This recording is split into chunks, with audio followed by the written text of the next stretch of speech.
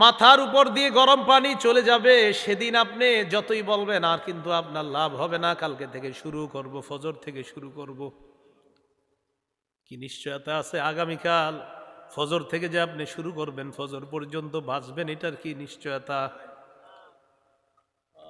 যেই যুবকের যৌবনকালটা ইবাদতের মধ্যে কাটে, ওই যুবককে আল্লাহ তাআলা কিয়ামতের ময়দানে তার কুদরতি ইচ্ছায় জায়গা দিয়ে দিবেন। মানুষের বর্তমান অবস্থা এমন, যা বলা হয় বলে আমার ইচ্ছা, আমার ইচ্ছা, আমার ইচ্ছা। না না, আপনার ইচ্ছা না। আসমান আল্লাহর, জমিন আল্লাহর, আমি আল্লাহর, আপনি আল্লাহর, আমরা আল্লাহর, সৃষ্টি আল্লাহর, অতএব ইচ্ছাও হবে আল্লাহ। হাত দিয়ে আপনি গুনাহ করলেন, পা দিয়ে গুনাহ করলেন, চোখ দিয়ে গুনাহ করলেন, কান দিয়ে গুনাহ করলেন, আর বললেন আমার ইচ্ছা, আমার ইচ্ছা। গরম পানি দিয়ে যখন সবাই আপনাকে ধোয়াবে, ধোয়ানোর পর আপনি বুঝতে পারবেন। সূরা বানী ইসরাঈলের ৩৬ নম্বর আয়াতে আল্লাহ বলেন, কান দিয়ে আপনি গান শুনছেন আর বললেন আমার ইচ্ছা। না না, এই কান আপনার বিরুদ্ধে সাক্ষী দিয়ে দিবে। ইন্নাস সামআ ওয়াল বাসারা ওয়াল ফুআদা কুল্লু উলাইকা কানা আনহু মাসউলা।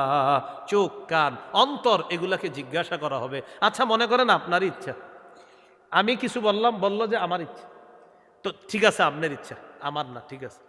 তো আপনার ইচ্ছা হওয়ার পরেও তো আপনি আটকায় যাবেন। এই যে কান দিয়ে গান শুনতেছেন, ভাই গান শোনেন কেন? আমার ইচ্ছা। কিন্তু আপনার কানও তো আপনার বিরুদ্ধে সাক্ষী দিবে, তো কোথায় লাভ হলো?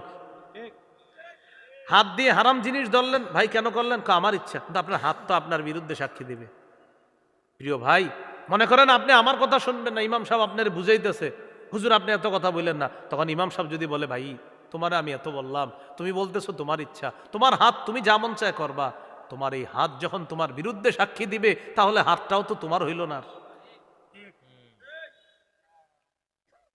সূরা ইয়াসিনের ৬৫ নম্বর আয়াত, আপনারা সকালবেলা অনেকেই পড়েন, আল-ইয়াউমা নাখতিমু আলা আফওয়াহিহিম, আজ আমি তাদের মুখে মোহর মেরে দিব।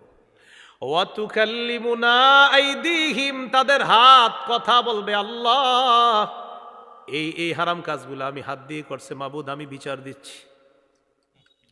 ওয়া তাশহাদু আরজুলুহুম বিমা কানু ইয়াকসিবুন, পা সাক্ষী দিবে।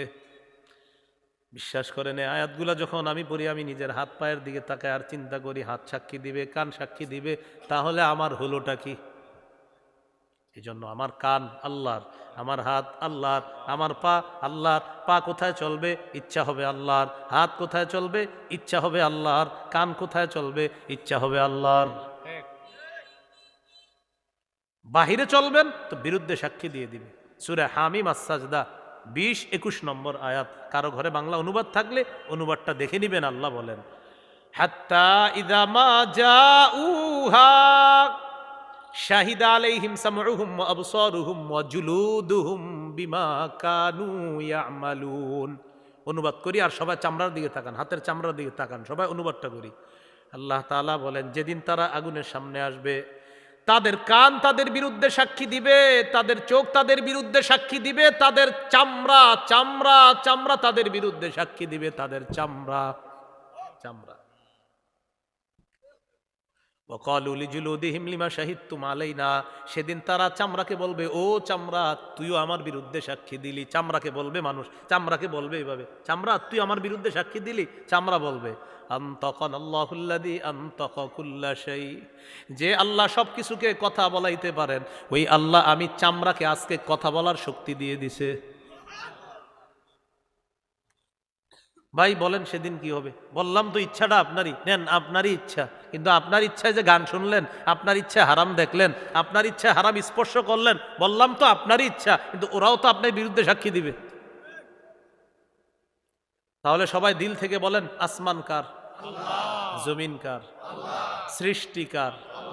আমরা কার? আপনারা কার? আমি কার? তিনি কার? আমরা সবাই কার? তাহলে আমরা চলবো কিভাবে? আইন হুকুম ইচ্ছা হবে কার? আল্লাহ লাহুল খালকু ওয়াল আমরু, সৃষ্টি তার, হুকুম তার। আল্লাহ বুঝার তৌফিক দান করেন।